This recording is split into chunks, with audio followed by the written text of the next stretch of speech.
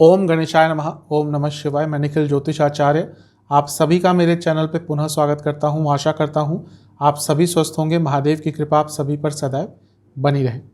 ये वीडियो मकर यानी कि कैप्रिकॉर्न के लिए बहुत महत्वपूर्ण है, क्योंकि ये वीडियो है बुध महाराज के राशि परिवर्तन के बारे में। बुध यानी कि मरकरी 25 जुलाई को राशि परिवर्तन करके सिंह में प्रवेश कर गए हैं और आपके लग्न से अष्टम में आ गए हैं। वैसे तो बहुत लंबे समय तक यहाँ पर रहने वाले हैं, लेकिन यह जो राशिफल है आप इसको केवल 24 अगस्त तक का मानिएगा, क्योंकि बुध 24 अगस्त को वक्री हो जाएंगे। तो जब वो वक्री होंगे तो प्रभाव बदलेगा। प्रयास रहेगा कि उस टाइम पे एक अलग से राशिफल दूं, लेकिन इस राशिफल को केवल आप 24 अगस्त तक का कंसीडर कीजिएगा। बुध वाणी के कारक हैं, बुध वाक्य पटुता के कारक है, कम्युनिकेशन, रिटेंशन पावर, आप एनालाइज कैसे करते हैं, मैथमेटिक्स, स्टूडेंट स्टडी, कई चीज़ों के कारक हैं, बुद्धि के कारक हैं। आपकी बुद्धि किस डायरेक्शन में जाती है, आपकी सोच किस डायरेक्शन में जाती है, कहीं ना कहीं वो बुध से ही पता चलता है। तो बुध का राशि परिवर्तन महत्व रखता ही है। 2 भावों के स्वामी होते हैं, इसलिए उनका महत्व बढ़ जाता है। और इसके साथ ही इस बार जो बुध महाराज का राशि परिवर्तन है वो उसमें 4 ग्रहों का प्रभाव रहेगा बुध महाराज पर। बृहस्पति, शनि, मंगल और शुक्र। बुध एक ऐसे ग्रह हैं जो प्रभावित हो जाते हैं। ज्योतिष में इनको टीनेज ग्रह कहा गया है। ज्योतिष के अनुसार बुध कंडीशनल बेनिफिक या मेलिफिक, यानी कि अगर अच्छे ग्रहों के साथ बैठे हैं तो अच्छे हैं, बुरे ग्रहों के साथ बैठे हैं तो बुरे हैं। अर्थात ये है कि वो इन्फ्लुएंस बहुत जल्दी हो जाते हैं, इसलिए टीनेज उनको कहा जाए। जो टीनेज वाले जो बच्चे होते हैं वो किसी को भी चीज़ को देखते हैं तो प्रभावित हो जाते हैं, मुझे ये करना है, मुझे वो करना है। वही कहीं ना कहीं स्वभाव बुध का होता है। और बुध के 2 लग्न जो है कन्या और मिथुन, उनका भी होता है। तो इस वीडियो में ये जो बुध महाराज का राशि परिवर्तन है इसका आपके जीवन पर क्या प्रभाव आ सकता है, सकारात्मक नकारात्मक दोनों ही चीज़ों की बात करूंगा, उपाय भी बताऊंगा। लग्न राशि और चंद्र राशि से टेक्निकली अलग अलग राशिफल नहीं बन सकते, मैं हर बार समझाने का प्रयास करता हूँ। क्योंकि राशिफल केवल ग्रहों की गोचर की स्थिति पे है। तो लग्न राशि से भी देखेंगे तो ग्रह वहीं पे आएगा, चंद्र राशि से भी देखेंगे तो ग्रह वहीं पे आएगा। ये आपके ऊपर है आप कहाँ से ऑब्जर्व करना चाहते हैं। मेरा यही मानना है कि लग्न राशि अगर आपको कंफर्म है तो वहाँ से देखिए, नहीं पता लग्न राशि तो चंद्र राशि से भी देख सकते हैं। इन शॉर्ट, लग्न राशि या चंद्र राशि आपकी मकर है, आपके लिए राशिफल गाइडेंस का काम अवश्य करेगा। शुरुआत करते हैं। बुध आपके लिए अष्टम भाव में आ रहे हैं। गिने चुने ग्रह हैं जिनका अष्टम में आना अच्छा कहा गया है, उनमें से एक है बुध। यहाँ पे आके व्यक्ति को दीर्घायु बनाते हैं। हर शास्त्र एक बात में सम्मत है कि बुध का अष्टम में होना व्यक्ति को दीर्घायु बनाता है। अब बुध तो कुछ समय के लिए आ रहे तो दीर्घायु क्या बनाएंगे, लेकिन इसका अर्थ ये है कि अगर कोई हेल्थ इशू चल रहा था उसका निवारण हो सकता है, हेल्थ थोड़ी बेटर होगी, इम्यूनिटी थोड़ी बेटर होगी और आप हेल्थ को लेकर कॉन्शियस हो जाएंगे। अष्टम के बुध व्यापार में वृद्धि कराते हैं। अष्टम के बुध व्यापार में तेज गति से वृद्धि कराते हैं। तो अगर आपका अपना काम है, अपना बिजनेस है, तो आपके लिए तो ये बुध महाराज का राशि परिवर्तन अति श्रेष्ठ है, अति विशिष्ट है। इसके साथ ही बुध का अष्टम में आना व्यक्ति को विख्यात, उसको पॉपुलर कर देता है।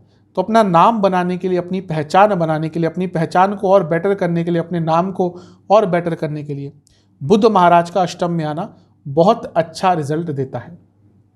बुध विद्या के कारक है, तो जब अष्टम में आते हैं तो विद्या में वृद्धि होती है और अष्टम भाव रिसर्च का है। तो जो स्टूडेंट्स रिसर्च बेस्ड कुछ करते हैं उनके लिए 30 दिन का समय बहुत प्रोडक्टिव रहेगा। कुछ अच्छा भी हो सकता है, आप कुछ नया सीख भी सकते हैं और कहीं ना कहीं आपकी जो रिसर्च है वो सही डायरेक्शन में बढ़ेगी। जो लोग रिसर्च करते हैं बहुत मेहनत वाली काम है वो, क्योंकि एक ही चीज़ पर अलग अलग तरह से उसको देखना, समय लगाना, सब कुछ अपना न्यौछावर कर देना, तब जाके रिसर्च ढंग से होती है। इसलिए जो रिसर्चर्स होते हैं उनकी रिस्पेक्ट होती है, क्योंकि वो रिसर्च करते हैं तभी तो लोग आगे बढ़ पाते हैं। तो ये वो समय है जब आप रिसर्च कर पाएंगे जो भी आपका टॉपिक है और उसमें कुछ अच्छा ज्ञान अर्जित कर पाएंगे। बुध का अष्टम में आना अचानक से धन योग बनाता है, यानी कि अचानक से धन प्राप्ति का, अकस्मात धन लाभ का योग बनाता है। और क्योंकि अष्टम भाव एंसेस्ट्रल प्रॉपर्टी का है, बुध जो वकालत आदि, वकील, एडवोकेट्स, एडवोकेसी, जो भी लीगल डॉक्यूमेंट्स हैं उनके कारक हैं और मंगल भी यहाँ बैठे हैं जो प्रॉपर्टी के कारक है। एंसेस्ट्रल प्रॉपर्टी का वाद विवाद कहीं ना कहीं सुलझ सकता है या उससे कुछ लाभ आपको प्राप्त हो सकता है। तो ये भी एक बहुत श्रेष्ठ चीज़ आपके लिए दिख रही है। तो बुध महाराज का अष्टम में आना ही आपके लिए बहुत अच्छा एक लाभ लेकर आ रहा है। स्टूडेंट्स के लिए भी बहुत अच्छा रहेगा क्योंकि स्टूडेंट्स को नई चीज़ें सीखने को मिलेंगी, नए अवसर उनके सामने आएंगे। और बुध यहाँ से बैठकर धन स्थान को देख रहे हैं, इसलिए जब कोई ग्रह यहाँ पे आकर प्रभाव देता है तो अकस्मात धन लाभ का योग बन जाता है। कोई भी ग्रह जब अष्टम में आता है, थोड़ी स्थिति अगर अच्छी है तो अकस्मात धन लाभ दे सकता है। कारण क्या है कि वो यहाँ से बैठकर सीधा धन स्थान को देखेगा, तो अकस्मात धन लाभ के आपके योग अवश्य बनेंगे। बुध आपके लिए 2 भावों के स्वामी हैं, छठा भाव और नवम भाव। छठे भाव के स्वामी 8वें में है, विपरीत राजयोग बन रहा है। तो विपरीत राजयोग बन रहा है यानी कि विपरीत परिस्थिति में अपने लिए राजयोग वाली स्थिति आप स्वयं उत्पन्न करेंगे, इसलिए इसको विपरीत राजयोग कहा जाता है। यानी कि मुश्किल सिचुएशन में भी आप आगे बढ़ेंगे, मुश्किल सिचुएशन में भी आप विजय पाएंगे। बहुत श्रेष्ठ चीज़ दिख रही है ये रुकावटों को दूर करने के लिए बहुत अच्छा होता है, क्योंकि बुध लिखा पढ़ी के कारक है। कुछ आपका सरकारी कार्य अटक रहा था, कोई डॉक्यूमेंटेशन का कार्य अटक रहा था, कहीं पे प्रिंटिंग मिस्टेक हो गई थी, नाम गलत हो गया था, कुछ टैक्स आदि के इशू चल रहे थे, इन सब चीज़ों को सॉल्व करने के लिए सबसे श्रेष्ठ समय है। और क्योंकि बुध आपके नवम भाव के भी स्वामी हैं, यानी कि धर्म के प्रति भी थोड़ी आस्था बढ़ेगी, धर्म की जो चीज़ें हैं उनको समझने का आप प्रयास करेंगे। तो ये भी कहीं ना कहीं से श्रेष्ठ चीज़ आपके लिए दिख रही है। जैसा मैंने शुरू में कहा था, 4 ग्रहों का प्रभाव रहेगा बुध पर, उनकी बात करते हैं क्योंकि उनके बिना ये राशिफल पूर्ण नहीं हो सकता। शनि महाराज लग्न के स्वामी है और धन स्थान के स्वामी है, बुध को देख रहे हैं।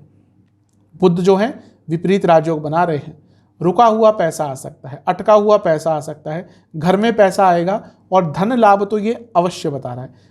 आपको उन जगहों से पैसा आ सकता है जहां से शायद आप एक्सपेक्ट भी नहीं कर रहे थे, या आपके ऐसे इनकम सोर्सेज खुल सकते हैं जो शायद आप एंटिसिपेट भी नहीं कर रहे थे। तो ये एक अच्छी चीज़ है। क्योंकि शनि लग्न के भी स्वामी है, यानी कि इस महीने में, इस 30 दिन के समय में आपके जीवन में कोई बहुत महत्वपूर्ण सकारात्मक घटना घट सकती है। बृहस्पति महाराज चौथे घर से बैठकर देखेंगे। अब क्योंकि बृहस्पति आपके तीसरे घर के और 12वें घर के स्वामी हैं, तो आपके यात्रा के अचानक से योग बना सकते हैं। कुछ अकस्मात यात्रा के भी योग बनेंगे आपके, जो अधिकतम आपको शुभ रिजल्ट देंगे। अचानक से कोई प्लान हो गया, अचानक से कोई कहीं पे आपको जाना पड़ गया, वो भी यहाँ पे दिख रहा है कि होगा। और क्योंकि बृहस्पति चौथे घर में ही बैठे हैं, प्रॉपर्टी का लाभ भी यहाँ पे कुछ ना कुछ दिख रहा है। मंगल और शुक्र बुध के साथ है। मंगल आपके लिए चौथे घर के और लाभ स्थान के स्वामी है। ये भी कहीं ना कहीं प्रॉपर्टी की तरफ इंडिकेट कर रहा है, एंसेस्ट्रल प्रॉपर्टी हो या अपनी प्रॉपर्टी बनानी हो, ये 30 दिन बहुत अच्छे हैं। और क्योंकि मंगल स्वयं लाभ स्थान के स्वामी है, 8वें में बैठे हैं और विपरीत राजयोग बनाते हुए ग्रह के साथ बैठे हैं। मैं दोबारा यही कह रहा हूं कि अपनी इनकम की अपॉर्चुनिटीज़ को बढ़ाने के लिए, अपने इनकम के सोर्सेज को बढ़ाने के लिए इससे श्रेष्ठ समय आपको नहीं प्राप्त हो सकता। शुक्र की बात करते हैं। शुक्र आपके लिए योग कारक ग्रह बन जाते हैं और शुक्र 10वें घर के और पंचम भाव के स्वामी है। तो स्टूडेंट्स के लिए यहाँ पे भी अच्छा आ गया कि आपके लिए शुभ होगा। और क्योंकि योग कारक है, जो कार्य आपके लंबे समय से अटक रहे थे, अपनी बुद्धिमता से आप उनको पूर्ण कर सकते हैं। और क्योंकि 10वें घर के स्वामी हैं, जॉब चेंज करने के लिए, नई जॉब प्राप्त करने के लिए या कार्य क्षेत्र में कुछ बड़ा बदलाव लाने के लिए ये सबसे उत्तम समय है। तो बुध महाराज का ये राशि परिवर्तन और ग्रहों का प्रभाव आपको बहुत अच्छे रिजल्ट देके जाने वाला है। अकस्मात धन लाभ आपको अवश्य होगा। जहां तक लव लाइफ की बात है, थोड़ा इमोशनल कंपैटिबिलिटी में इश्यूज अवश्य आएंगे।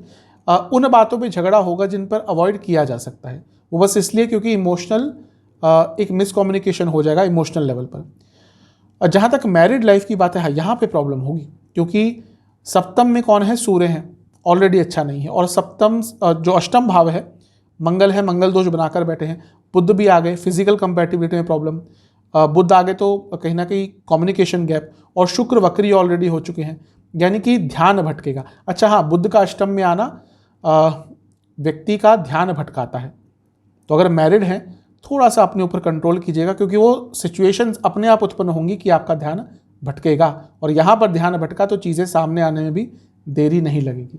तो इन सब चीज़ों का ध्यान दीजिएगा। सेहत के हिसाब से देखिए, मैंने कहा अष्टम में आना बुध का अच्छा होता है, लेकिन थोड़ी सी प्रॉब्लम दे सकते हैं कि वो क्या होगा, इन्फेक्शन की प्रॉब्लम और आँखों की प्रॉब्लम, ये आपको प्रभाव वो ज़्यादा दे सकते हैं। उपाय की जहाँ तक बात है, आपको गणेश जी का दूध से अभिषेक करना है और ओम वक्रतुंडाय नमः मंत्र का 108 बार जाप करके गणेश जी को खीर का भोग लगाना है।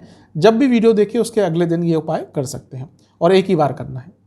आशा करता हूँ कि वीडियो आपके काम आएगी। चैनल पे नए हैं सब्सक्राइब कर लीजिए, वीडियो को लाइक कर लीजिए। मिलता हूँ अगले वीडियो में, तब तक के लिए